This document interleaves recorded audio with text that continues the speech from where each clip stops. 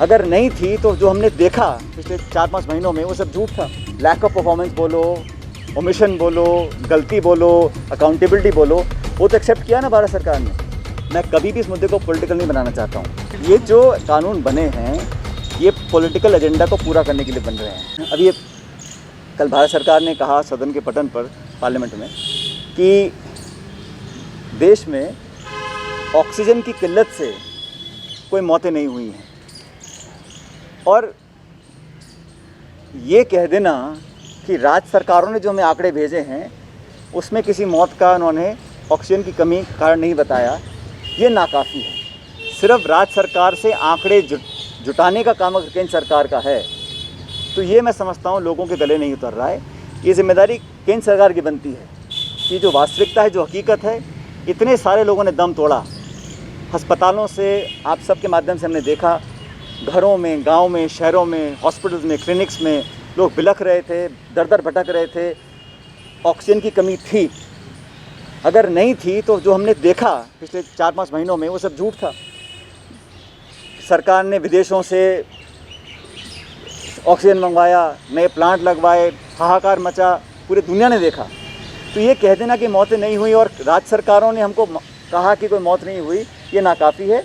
इसके लिए मैं समझता हूँ कहीं ना कहीं केंद्र सरकार को ओन अप करना चाहिए और एक ऑडिट कराना चाहिए। और मैं तो समझता हूँ जिन लोगों की मौत हुई है इस कोरोना काल में,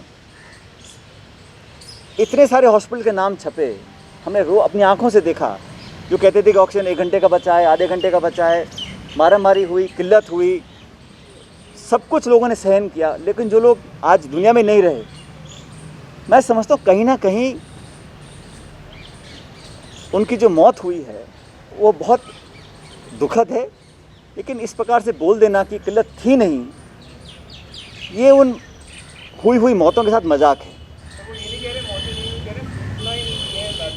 मैं ये कहना चाहता हूँ कि सिर्फ केंद्र सरकार अगर राज्य सरकारों के आंकड़ों पर ही निर्भर कर रही है तो वो अपनी जिम्मेदारी नहीं निभा रही है। कहीं ना कहीं वो रास्ता निकालना पड़ेगा ताकि हकीकत सामने तो आए। जो हमने देखा पिछले 2 महीने में वो रिपीट ना हो, सबक लेना पड़ेगा, अकाउंटेबिलिटी स्थापित करनी पड़ेगी, कोई ना कोई रिस्पॉन्सिबल होगा। और केंद्र सरकार, मैं समझता हूँ, क्योंकि कोविड में पूरा जो इकोसिस्टम था वो कंट्रोल कर रहे थे, चाहे वो रेमडेसिविर हो, चाहे ऑक्सीजन हो, अब चाहे वैक्सीन को अब उन्होंने खोला है कि केंद्र सरकार ने एक कमांड एंड कंट्रोल स्थापित किया हुआ था। और अब बोल देना कि हमको स्टेट गवर्नमेंट ने लिख के नहीं दिया है इसलिए हम इसको भारत सरकार का आंकड़ा मान रहे हैं, मैं समझता हूँ ये गलत है। मौतें हुई हैं, इसको कोई झुठला नहीं सकता। क्या रास्ता निकलेगा कि ऑडिट कर कर हकीकत कैसे सामने आए, ये जिम्मेदारी केंद्र सरकार की है। और अगर सब कुछ ठीक था तो स्वास्थ्य मंत्री को क्यों हटाया आपने? तो कुछ तो कमी रही होगी ना। आप नॉन परफॉर्मेंस बोलो, लैक ऑफ परफॉर्मेंस बोलो, ओमिशन बोलो, गलती बोलो, अकाउंटेबिलिटी बोलो, वो तो एक्सेप्ट किया ना भारत सरकार ने। तो इसलिए कहीं ना कहीं जो कमी हुई है, और ये ऐसी बात नहीं है कि इसको हम पॉलिटिसाइज़ कर रहे हैं, मैं कभी भी इस मुद्दे को पॉलिटिकल नहीं बनाना चाहता हूँ। लेकिन भविष्य के लिए, सबक सीखने के लिए, जब तक हम एक्सेप्ट नहीं करेंगे, ओन अप नहीं करेंगे, रिस्पॉन्सिबिलिटी तय नहीं करेंगे, जवाबदेही तय नहीं करेंगे, तो भविष्य के लिए आप कैसे रास्ते को सुधारेंगे? सिर्फ घोषणाएं करने से कि हम ये कर देंगे, हम वैक्सीन सबको लग जाएगी, वो तो अब जब सब नुकसान हो गया, जो आंकड़े आए हैं सामने, मैं समझता हूँ कहीं ज़्यादा उससे मौतें हुई होंगी। लेकिन सबक लोगों ने सीख लिया। लेकिन भारत सरकार की जिम्मेदारी बनती है कि थर्ड वेव की सबको चिंता है, उसके लिए आप क्या कर रहे हैं? एक वाइट पेपर जारी करें, लोगों को कॉन्फिडेंस मिलें, सब लोगों से बात करें। ये कोविड कोई पार्टी का तो है नहीं, तो देश के लिए, बहुत दुनिया के लिए बहुत बड़ी महामारी थी। उससे टैकल करने के लिए जो एकजुटता, लीडरशिप, सबका समन्वय करने की ज़रूरत थी, उसमें कमी रही। ये जो कानून बने हैं ये पॉलिटिकल एजेंडा को पूरा करने के लिए बन रहे हैं और इसका विरोध पूरे देश में हो रहा है। अब ये भी कह रहे हैं कि जो 3 कृषि कानून हैं वो देश के हित में हैं। अगर सबके हितों में तो लोग सड़कों पे क्यों हैं? महामारी के समय लोग सड़कों में बैठे हैं, सर्दी में, गर्मी में। तो ये अपना निर्णय थोप देना, ये हिंदुस्तान के लोकतंत्र में बहुत ज़्यादा चलता नहीं है। बहुमत के आधार पर मनमानी करना, अपनी जिद पर अड़े रहना, विपक्ष को नकार देना, विपक्ष की आवाज़ को दबा देना, ये इस सरकार की खूबी है। राजीव गांधी जी जब प्रधानमंत्री थे तो 425 सांसद कांग्रेस पार्टी के थे। उस समय भी विपक्ष को मान सम्मान मिलता था, चर्चा होती थी, संवाद होता था। लेकिन इस बार माहौल ऐसा बन गया है कि बहुमत के आधार पर आप अपनी मनमानी करना चाह रहे हैं और कहीं ना कहीं आप देखिएगा लोगों के अंदर एक विद्रोह पैदा हुआ है। मिसमैनेजमेंट, अड़ियल रवैया, किसानों की अनदेखी, बेरोज़गारी और फिर ये प्राइवेसी के ऊपर जो अटैक हुआ है इस पेगासस स्कैंडल के बाद, ये सब लोगों का मन भर चुका है। सब बदलाव चाहते हैं और बहुत जल्द आप देखिएगा आने वाले विधानसभा चुनाव में और आम चुनाव में भी बदलाव होगा।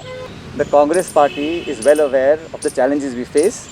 We are fully prepared to take on the BJP at a national level. And मैं दोबारा कहना चाहता हूँ, राष्ट्रीय स्तर पर भारतीय जनता पार्टी को पॉलिटिकली कोई चैलेंज कर कर अगर हरा सकता है तो कांग्रेस पार्टी है। और ये बात सही है कि कई राज्यों में हम चुनाव जीते, कईयों में हारे हैं, लेकिन देश भर में एक नेशनल फुटप्रिंट अगर किसी पार्टी का है तो कांग्रेस पार्टी का है।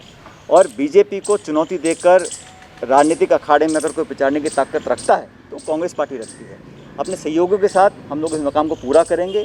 जनता ने 7 साल का राज देख लिया, महंगाई, भ्रष्टाचार, कोविड के मैनेजमेंट, पेट्रोल डीजल का आप जानते हो हाल क्या हो रखा है, रसोई गैस 950 रुपये की हो गई है। तो देश भर में अव्यवस्था है, इकोनॉमिक बैकलैश है, स्लो डाउन है।